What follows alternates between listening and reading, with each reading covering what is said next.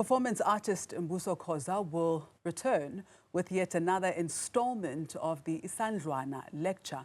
Now, the lecture, which has developed into an interactive musical, charts the historic battle of Isandlwana and the conquest by the Zulu nation of the English in the Anglo-Zulu War of 1879. Now, the musical chronicles a 20,000-strong spear-carrying and barefooted Zulu regiment disgracing and defeating Sir Henry Chelmsford's gun-carrying English regiment. So Mbuso Khoza joins us now to tell us more about the musical. Good morning, Baba. Thank you so much for your time. Welcome to Newzroom Afrika. Oh, what an honor to meet again and to the viewers. Siyabonga. Bonge thina. So firstly, I mean, this is a mammoth task, bringing to light this big story. From an artistic point of view, how have you brought this story to life? It has been through the music mostly, amahubo, because when they were fighting, even before the Battle of Isandlwana, they would use songs to intimidate. They would use songs to document that history at that time. This is why when you hear about maybe a song saying, "Undaba ngazidlizwe lonke inkomo zamadoda, ume ngahla siphake." Those are King Shaka's words, saying that it is not I who is doing this, but my forefather Undaba. So it has been the music and listening to the lyrics, listening to the historical background of the songs, and also the melodies and the dialects that are no longer used today. And then we sit with each other in Africa. We come up with what we call Isandlwana Lecture. Oh, that is fantastic. So using a periodized music like king by king or by regiment, because if you look at the Battle of Isandlwana dating maybe before the 1879, 1856, there was a battle between King Mposwa as a prince with his brother Mbuso, also as a prince in the north of KwaZulu-Natal, next to Uchugela River. So if you're looking at this series, there have been songs by Uchulwana, Amambozankomo, these are regiments, Udloge, just to mention the few. These people, they were composing songs, so it has been really been a great tool for me to come up with this particular musical. That's fantastic. So before we get into who you've chosen to work with for this 5th edition, yes. A big part of telling such stories is the research element of it. Where did you find the information? You are a well-known, well-renowned historian, but it's also widely known that we've not been the greatest at preserving our history, our cultures, and our heritage. Yes, that's very true. Because what you read in the books is not exactly how it happened. It has been my upbringing. My surname is Mbuso. It's thanks to my mom. I don't even know my father, and I'm not even hoping. I'm grateful to my mom, because when I was growing up, my mom being a first daughter of Inkosi Umpega who is a son of Umehlwana, who is a son of Umfokazi, who is a son of Uskonyana. Uskonyana was a great friend of Usenzangakhona, especially when he met Nkosazana Nonandi of Elangeni. So from there was Ubhejane Mageje and Unchingwa Mahole, who led the Battle of Isandlwana, who is a Khoza by surname. So I grew up being told these stories by the people who were raised by the people that actually experienced these battles. And then so for me, as I was researching this, it was not about stopping people and calling them informants, because that's one academic violence, calling people with knowledge informants, and then you get a degree later. What is that? You know, these are the people, these are in the top of the philosophers who made sure that they give us this history. So for me, it was not really about reading so many books about the Battle of Isandlwana, but it has been about what really happened there. Why is this such an important story to tell? And who have you chosen to work with for this 5th edition in telling the story? I'm working with a young boy from Mpumalanga, but Usfiso Machibela, who is a director. And I'm also working with a brilliant minds like Unomangungu, who is a writer of the story, and Anela Ngwenya. Now partnering with the Joburg Theatre and Amafa Institute and Research. So these are the people that I have been working with this time. Let's talk about some of the underlying themes carried through this production and the story of Isandlwana. we are looking at different things. It's not just about getting on stage and say, yeah, and the Zulu nation. And it's all about looking at the art of war. It's all about looking at how did we get here now, because this story needs to be intrinsic to the expression of how we live our lives today. And we look at, have we not maybe been visited by the colonizers, how our evolution was going to take place? Did they not come here, victimize us, at the same time building us roads and churches and these buildings, this architecture? How are we going to evolve? So these are the underlying, for me, issues. And also to say, before 1879, let's say 1600th century, let's say 1200th century, how did we conceive ourselves? How did we get to experience ourselves? Because today we are experiencing ourselves through maybe scientific philosophy, such as maybe, oh, you're just a fluke.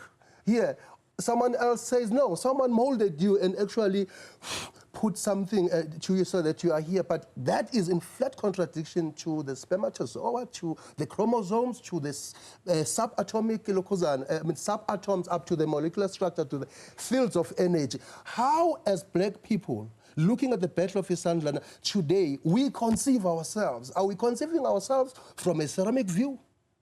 Are we conceiving ourselves from the fact that we came into this world? Then what are the trees then?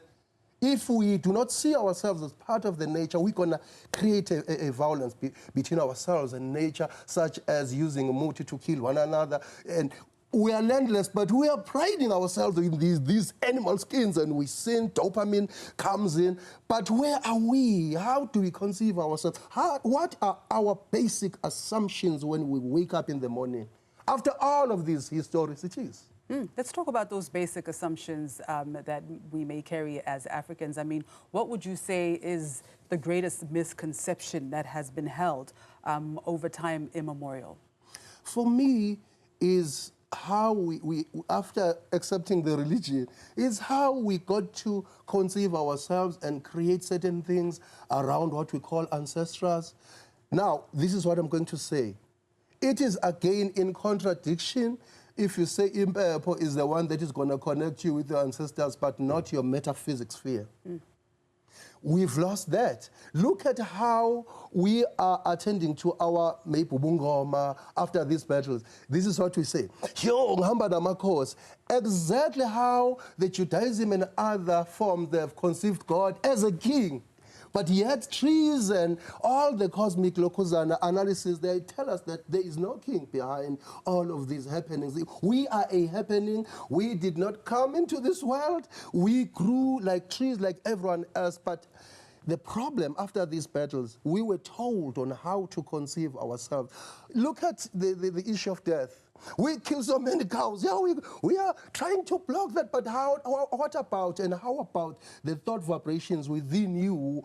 How do you conceive things? How do you collapse things into realities? It's very sensitive because you prayed or you burned in purple. So these set of events and circumstances, I think they have brought us here, and we've perversely conceived ourselves as bunch of anxieties. They don't know when they're going to die, and they might go to that judgment. But what are you there for here? What is your purpose here after all of these battles where you talked into what you are today? In the knowingness, academia, they brought academia, and academia also carries these overtones of heaven and hell. If you don't have a degree, we can't really take you serious. But talking about knowingness, how much do we know as humanity apart from what we have fed from early age? And also, I mean, this is what I refer to as intellectual arrogance as well, because a lot of our indigenous knowledge is carried by people who don't even have degrees in the first place. Exactly. Now, I'm a big consumer of Mbuso Khoza TV, which I absolutely love.